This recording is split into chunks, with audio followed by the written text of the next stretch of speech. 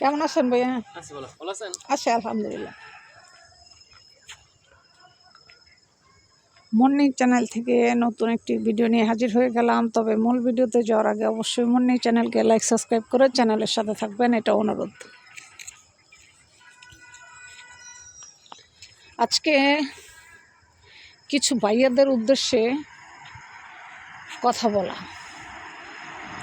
এই কথাগুলো আসলে কোনো গল্প বা উপন্যাস মনে করবেন না, এই কথাগুলো বাস্তবের সাথে মিলিয়ে নেবেন। কারণ অনেক মানুষ আছে ঘরের বউকে মূল্যায়ন করে না, ঘরের বউকে মূল্যায়ন করে না। আচ্ছা, এখন যারা ঘরের বউকে মূল্যায়ন করে না তাদের জন্য আজকে আমার এই মেসেজ, সেই ভাইয়াদের জন্য আজকে আমার এই মেসেজ তৈরি করা বা ভিডিও তৈরি করা, যেটা ভাবেন। তো আচ্ছা, একটা কথা বলেন তো, সত্যি করে বলবেন, আপনার যদি বাসায় একটা কাজের মহিলা রাখতেন,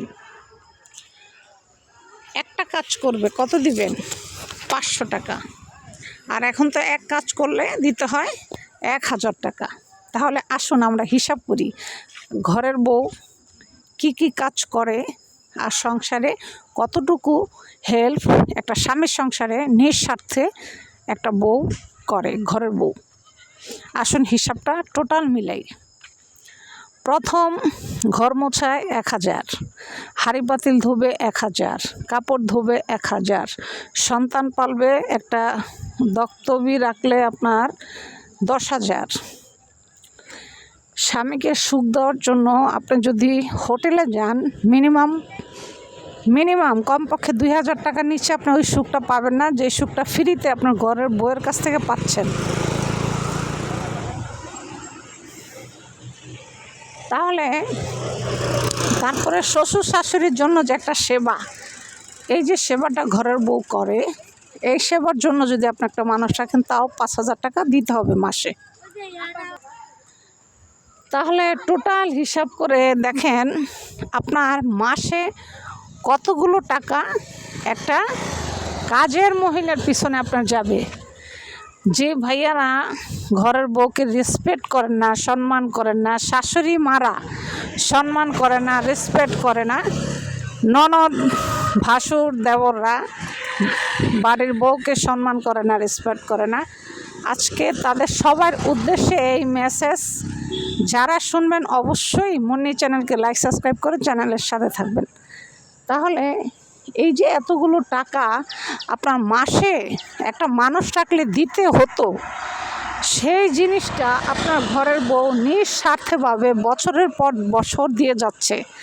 এখন আপনার বিবেকে কি বলে, তাকে কি কাজের মানুষ হিসাবে মূল্যায়ন করা উচিত, না তাকে রাজকন্যার মতো সম্মান দেওয়া উচিত? অবশ্যই কমেন্টে জানাবেন। আর আমার যদি ভুল হয়ে থাকে তাহলে আমাকে ক্ষমার দৃষ্টিতে দেখবেন। অনেক ভাইয়ারা আছে ঘরের বউকে সম্মান করে না, রেসপেক্ট করে না, তাদেরকে মূল্যায়ন করে না। অনেক ভাইয়ারা আছে এরকম। শ্বশুর শাশুড়ি তো আছেই, ননদ দেবর এটা তো আছেই। তাহলে আজকে যারা আমার এই ভিডিওটা দেখবেন, আজ থেকে সবাই মূল্যায়ন করার জন্য অবশ্যই চেষ্টা করবেন। কারণ যেই টোটাল হিসাবটা আমি দিলাম, সেই টোটাল হিসাবটা আপনি অবশ্যই মিলিয়ে নেবেন। আর মিলিয়ে নেওয়ার পরে আমাকে কমেন্টে জানাবেন যে কথাটা আমি মিথ্যা বলছি না সত্যি বলছি। যদি 5টা সন্তান পালেন, 5টা সন্তানের জন্য যদি আপনি 5টা কাজের মানুষ রাখেন, তারপর আপনার এক একজনকে মাসে 5000 দিতে হবে। তাহলে মাস গেলে 5 জনকে আপনার 15,000 টাকা দিতে হবে। তাহলে 5টা বাচ্চা লালন পালন, ভরণ পোষণ, খাওয়া, কাপড় চোপড় ধোয়া, এভরিথিং আপনার ঘরের বউ ফ্রিতে করে দিতেছে। তারপরও আমরা ঘরের বউকে মূল্যায়ন করতে জানি না, সম্মান করতে জানি না, রেসপেক্ট করতে জানি না।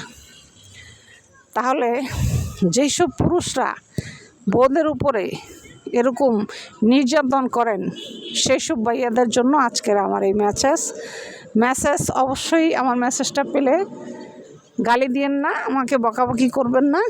এটা হচ্ছে পৃথিবীর চিরন্তন সত্য কথা। আমরা ঘরের বউরা সারা জীবন নিঃস্বার্থভাবে ভালোবাসা দিয়ে যাই, বিনিময়ে কিন্তু আসলে আমরা কিছুই পাই না। যতটুকু সম্মান বেঁচে থাকে আমরা কিন্তু সেই সম্মানটুকুও পাই না, আসলে কিন্তু পাই না। শ্বশুর শাশুড়ি আমাদেরকে সম্মান দেয় না, দেবর ভাসুর আমাদেরকে সম্মান দেয় না, স্বামী তো আরও আগেই দেয় না। তো স্বামীদের উদ্দেশ্যে বিশেষ করে আমার এই মেসেজ, আপনি প্রত্যেক দিন রাত্রে আপনার শারীরিক চাহিদা পূরণ করতে আপনি যদি খারাপ জায়গায় যান, মিনিমাম 4 থেকে 5,000 টাকা আপনার একটা মেয়েকে দিয়ে আসতে হবে, যে শারীরিক সুখ আপনার বউ ডেলি আপনাকে দেয়। আপনি তো সেটারই গুণ শোধ করতে পারবেন না, তাহলে আপনারা পুরুষ মানুষ কিসের এত অহংকার আপনাদের? আপনারা পুরুষ মানুষ কেন আমাদেরকে মূল্যায়ন করেন না? অবশ্যই কমেন্টে জানাবেন আমাদের অপরাধ কোথায়।